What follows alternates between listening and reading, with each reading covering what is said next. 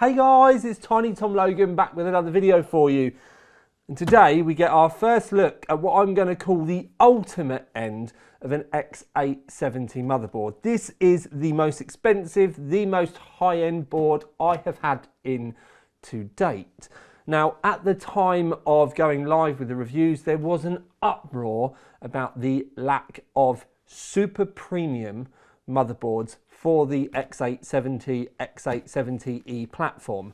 But when the boards like this do come out, you end up with two very separate camps.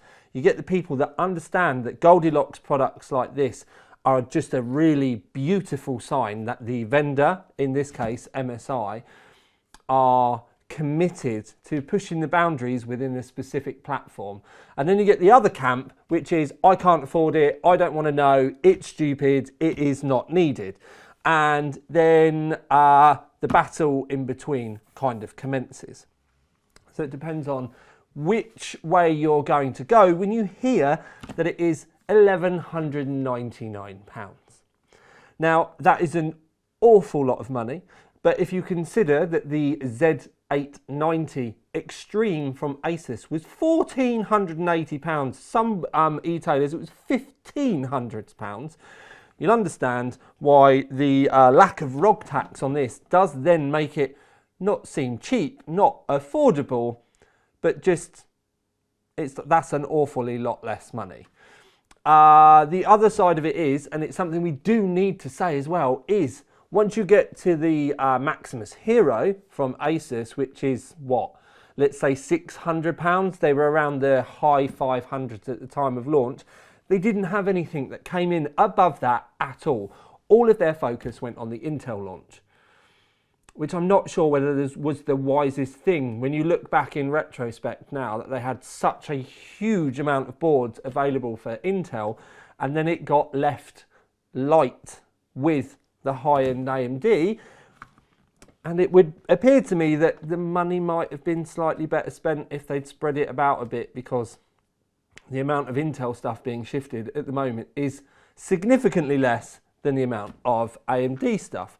Now, as I've said, a lot of money on this, but what we're going to do is going to have a good look in the box, because you're going to want to see the accessories, you're going to see what you're getting for your money. A good look around the board, the screen, there's lots for us to chat about, and then the performance at the end, where it always would be. But it is a mixed bag, so get yourself comfy, go and get yourself a cup of tea, get your biscuits. Don't forget, we're going to have a sweet treat at the end if you make it there. So let's move on. So if you're thinking about buying this, you're going to want to know what you're getting for your money. And if you're thinking about people buying this, as in not you, and because it's so expensive, then you're going to want to know what they are getting for their money. So that's why we're going to have a good old look.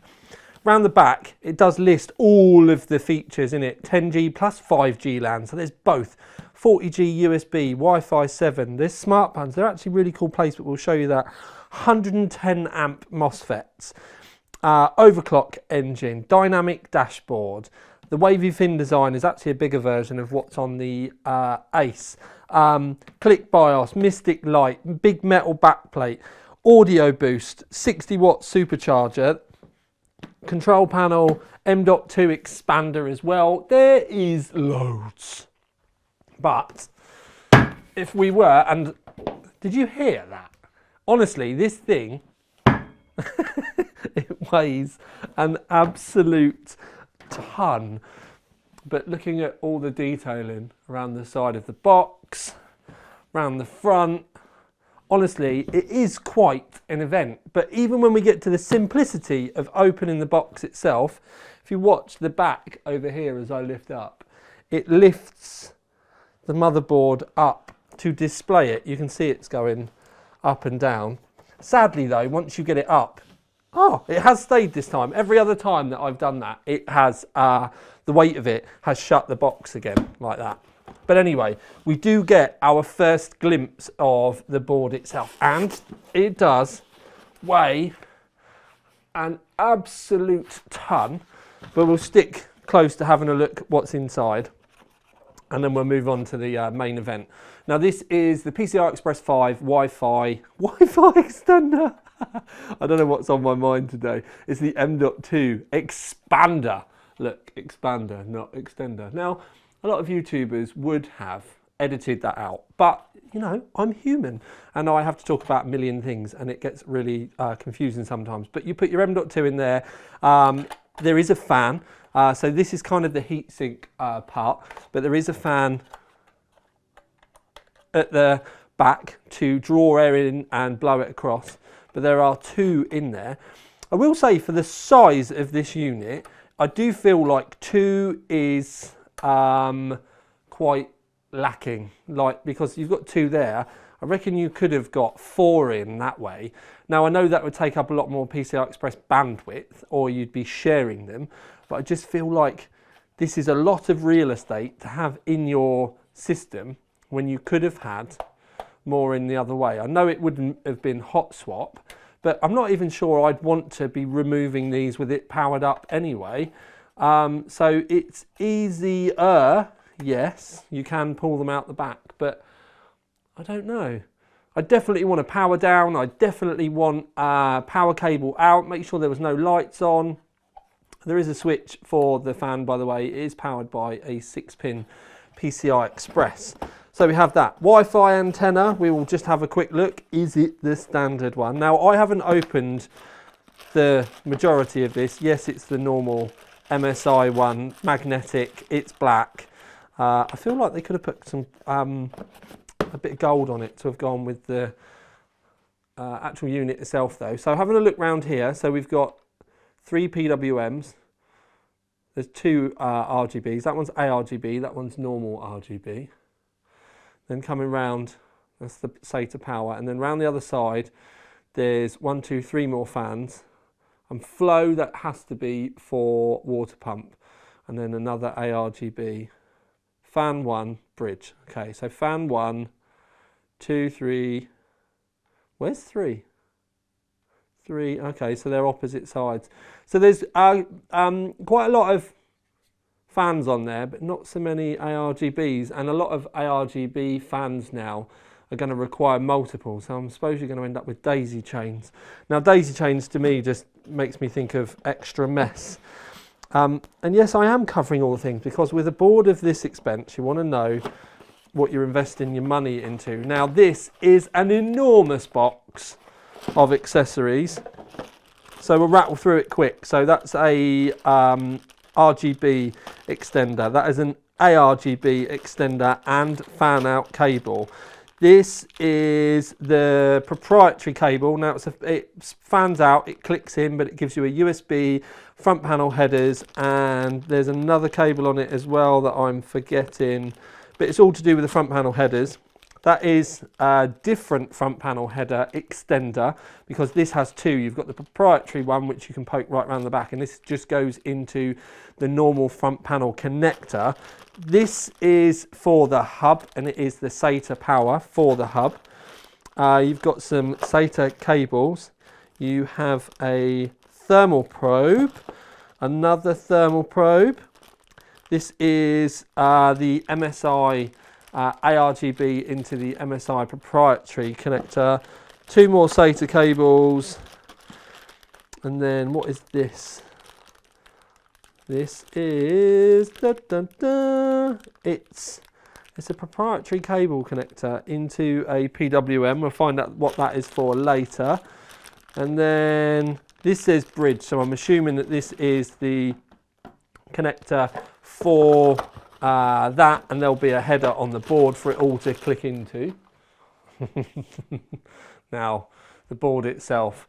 Now, it is E80X, so you can see there's an awful lot of real estate extra down the side of the memory DIMM slot here. If you're worried about your case, have a look where the grommets are down the side of where a normal motherboard would sit, because sometimes there are ways that you can direct cables round either from underneath, or sometimes there's a second set of grommets or somewhere else that your cables can poke round to, and then this doesn't matter. But just have a look at your case, because E80X support doesn't necessarily mean that you can't run it, but it is a behemoth. A lot of the weight does come from There is a back plate round the back, but the amount of metal on this is astounding. There's a lot of metal up around with the VRM coolers up around here. The top one won't be that bad actually, because if we have a look, you can see that there's all the fins there. Now that is very similar to the Ace, but the heatsink up there is just significantly larger. Now I'm going to go around this like I would do a normal board with a preview, and then we can have a good look and see what's going on. Now I should be able to light it up for you later on as well, but the first thing to point out is the two 8-pins are above the DIMM slots. They're not over here out the way where they normally be. This is becoming something that MSI is doing a lot more of recently. But one of the things to keep an eye open for is the fact that there are no CPU fan headers at the top at all.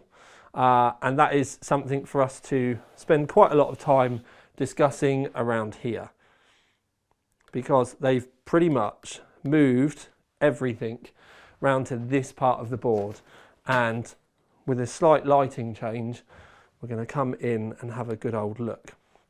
Now they're calling it the Easy Bridge, but there is an awful lot going on around here. So you can see the CPU fans there, pump and the system fan, and an ARGB at the top. You can see the USBs down the side. Honestly, there is so much going on with this board. It did need me to do a zoomed in version for us to have a proper look at, so that we can absorb it all, because it's all just rammed in here now. Now we would be used to a lot of this being at the bottom of the motherboard down here, but as you can see we've got the external USB 3s, another power connector, a couple of SATAs here. The front panel header is actually here at the side, and this is why I said to you it is they've moved everything effectively. Now this is a little magnetic panel that I can remove, and down here we have another couple of SATAs that are hidden, and then you've got an LED switch, a BIOS switch, and it says J- switch as well. But all of the front panel stuff that we would expect to be here is kind of split between this section here and then at the top. So it's all on a 90 degree. It could help you keep everything super duper tidy in your rig when you're building it. But there is an awful lot there for us to do. I'm just trying to work out where the actual, oh, it is that one, okay. I knew that we had a couple of switches here. So we have the power and the reset switch here, but the switch for the PCI Express slot here is built into that as well, which I kind of like. Now, as we pan out to have a look, they've got some lots of what they call easy DIY connectors, and just there's several things on the board which are great, but the tool-free nature of their NVMe connections are just perfect, because not only do you not need tools to be able to fit the heat sinks, and they just click on so easy, and this one's actually got extra connectors on it because this lights up, but also you can install an NVMe on this and it's tool free as well. So all you need to do is peel the plastic off of this, fit your NVMe in, it will pop into place, and then you pull your cover off of the thermal pad here, and then you literally just refit it and click it, and it's so simple. And MSI have absolutely nailed it. The one at the bottom's a little bit more difficult for me to do, but that is because I'm trying to do it on a motherboard stand. But that is it, we are fitted, and there we go. It's all in, done, dusted. I love the satin, understated nature of this as well. They've not filled it up with lots of logos. They've just got some texture on it to help with surface area, so that will help with cooling. But then they've kept it really understated, and we'll show you some of the bits that light up properly in a moment. So up to the behemoth that is the VRM area. There are 24 plus 2 plus 1 phases up there, and there are 110 amps SPS MOSFETs. So many, many lots all up here. The only thing that I will say though is you've got a humongous heatsink under here where a lot of the weight comes from, but there isn't really a way for the heatsink to really dissipate. So there is a heat pipe that is built in, and then you've got all of the fins at the top, which are, because of the surface area, it means it will cool significantly better. But this is a very this is just here for form over function. It's more of a cover. I think a lot of us would have preferred if we were going to go like balls to the wall with it, we probably would have preferred this heatsink up here instead. But we'll watch the VRM temps, because although it's easy for me right now to be able to pick at this and say, oh, they could have made this better, maybe they didn't need to. So they've gone with the aesthetic nature of it to please our eyes, because the thermals are already on point. Now, round to the back of the board. Now, this has become a highlight for MSI boards of this generation. They've just got it nailed. And this is no different, but they have added on so much onto the back of this. I don't think you could ask for more. So we have a total of 1, 2, 3, 4, 5, 6, 7 USB-Cs. We've obviously got the 40 gigabyte up here, which can also be the Thunderbolt headers. 10G, 10G, 3 more, so we've got 5 10Gs in total, 2 40Gs at the top. Then we've got 6, 7, 8 USB-A 10Gs. Talking about 10G, we've got 10G Ethernet, 5G Ethernet, Wi-Fi 7. We've got gold-plated connectors here for the mic in and the single 3.5 out, but you've got SPDIF if you want to use 5.1 or 7.1, and then flash BIOS button up here, clear CMOS button, and then a smart button that you can set up in the software or in the BIOS as well. Okay, so I have my magic little cable in, which means I can power it up. Now I'm going to say that I actually preferred it before it went on to the rainbow mode then. So I'm going to restart it, and then hopefully it will go back to the gold stroke bronze. I'm hoping that's because you can see this starting to light up now. There we go. This, in this colour, it looks amazing. So we've got a screen up here, but there is also a screen up here. I'm not sure whether this is just lighting or whether there is a screen underneath. That is definitely an OLED screen over there. But we've got lighting down here for Godlike. This is almost making me think of, weirdly, Stargate. I know people are going to think blue for Stargate, but it's just when you go through some of them and you see stuff on the other side of the Stargate, it's making me think of sort of pyramids and temples and stuff. And the way that the lighting works up and through it is outstanding. I'm going to try and stand in the way so that you can see. But honestly, the lighting on this is awesome. I'm really struggling with all the windows and the lighting in the room, but you are not going to be prepared for how nice this looks. In a dark case, this will look outstanding. But I guess now it's time for us to move on, because I need to get this built. So now we get a chance to actually have a look at the board itself, and that screen in the far right hand corner, it's beautiful, and in reality this would have been humongous if we hadn't have seen the Extreme from Asus before, but obviously that's on the Intel platform. But the thing that makes the screen on the Godlike stand out is it is actually removable. And you do need to remove it to be able to access some of the screws underneath when you do fit it. But you have many, many options with the screen. So you can change what is actually displayed on the screen if you want it to display hardware specifications. But beyond that, you can actually change the background for it as well. There's options for clocks, there is options for videos, there's actually so many options for video backgrounds that you can choose. The only thing that I would have found good for me is with those video options, if there was a colour option that you could flick in as well. So for argument's sake, it's obviously that gold colour.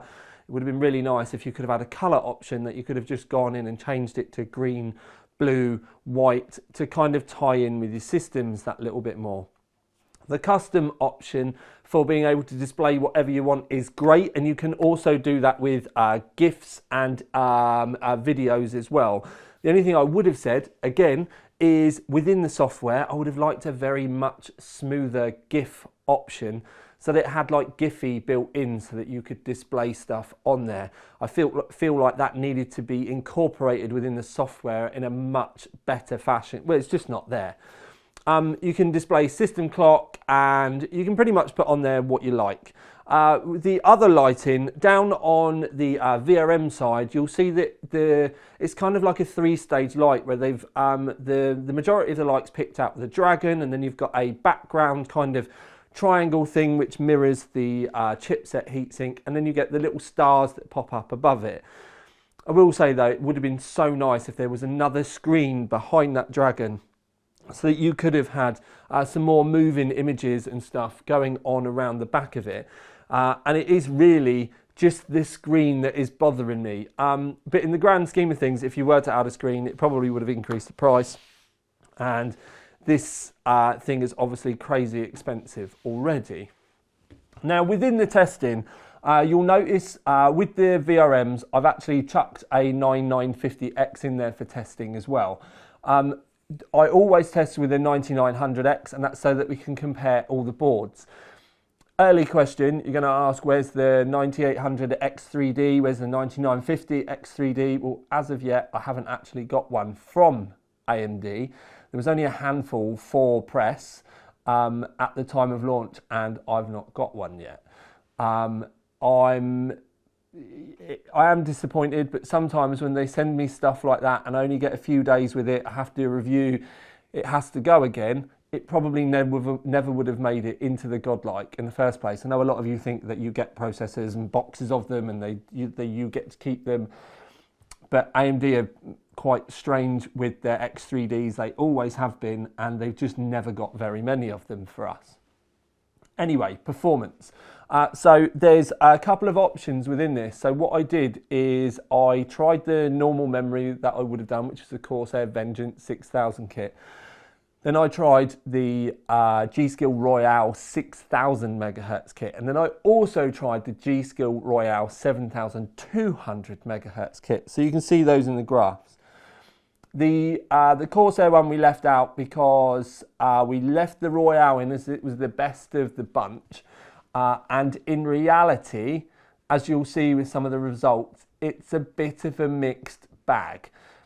The results overall, to me, scream that there's a bit of work required within the BIOS, and optimizations are needed to refine things. Predominantly how I test is I go in, I enable XMP on the memory, make whatever fan changes that I need to do, but then I don't fiddle too much beyond that to get a baseline result. And for the Godlike being such a high-end product, for it to have delivered the results that it did, I actually found slightly more disappointing. I did expect it to do better. The reason why I expected it to do better is another MSI board in reality. And that MSI board isn't one of the expensive ones, it is the Tomahawk. The Tomahawk just at the moment seems to have the ability to be much more of a surprising product and an incredibly good value for money board in that. So if nothing else, what the Godlike does is make us realise quite how good value the Tomahawk is. It also does make me question the fact that I think that the extra time that the engineers probably spent refining the BIOS on the Tomahawk speaks volumes. The Godlike is a much more hands-on board. If you want to get the best from it, you're going to need to put the time in. And that's one of the reasons why I went with this approach, because a lot of people, even when they buy a high-end board, do expect it to work amazingly out the box and want minimal time to be spent trying to refine. With this, it's completely the opposite way around. What you will need to do though is do some very basic benchmarks at the start to get your numbers in, and then you are going to need to keep going back when you've made your changes. Get a notepad and a pen and start writing or taking screenshots so that you can keep a log of whether your changes are giving you a performance increase or a decrease. And that's something that's going to be very critical. The one thing I will say though that was outstanding on this and is completely over-engineered and rather bonkers is the VRMs. I could not stress them at all. I actually got to the point where I took the CPU cooler out of the case and moved it away from the board to try and warm the VRMs up because 45 and 50 odd degrees was just insane, and that was with a Cinebench 24 30-minute run, just absolutely pummeling the CPU to try and get those VRMs warm. And it is testament to how well that really works. There's no active cooling there or anything. It is just incredibly well designed, massively over-spec'd, but it just means that the board is not being stressed at all. Now, the Godlike, eye-watering price, yes. Performance, I think there's more in the tank. I genuinely do believe that if the MSI engineers get busy with this and put a couple of revisions out, I think it's going to be okay. I think they're probably quite busy with the 9800 X3D issues that they've had reported recently. But I do think that when they get their teeth on this, I think it will probably sneak back up the graph a bit. But if I'm honest, if you're going to buy the Godlike because you think it's going to be 2 points faster in Cinebench or save you 3 seconds in Blender to top a graph, I think you're kind of missing the point. You do not buy a product like this because it's going to save you a couple of seconds. You're going to buy a product like this because it technically is massively over-engineered, it's beautiful, and it's a statement piece. Do you need it in your life? No, but you don't need a Ferrari. Do you want a Ferrari in your life? That is a completely different question. And that is exactly where I would put the Godlike, and that's exactly why I would give it the OC3D Enthusiast Award. There was a point where the Ultimate Award, being our most hallowed award ever, was being touted around, and sadly the performance being a bit of a mixed bag was the reason why it didn't get there. But the Enthusiast Award being, why do you buy it? Because you're a PC enthusiast. Why do you buy it? It's because it's beautiful. Is it going to get the best out of your processor? Within a marginal few percent, absolutely. But it's probably going to last you longer. It's going to give you loads more options. And it is just built like an absolute tank. And we do need to remember that MSI do need a massive pat on the back for even bringing a board like this to the market, because the regular players that we do expect to have an extreme board available haven't bothered. So if nothing else, they deserve an award and some recognition for doing that. And I look forward to seeing if the BIOS engineers do make any changes. But in the grand scheme of things, as I've said, if you're not in the market to spend £1,200 on a board, but you are in the market to buy an X870 board and you do have a tight budget, head over to my channel and have a look at the MSI Tomahawk, because that was a very surprising product.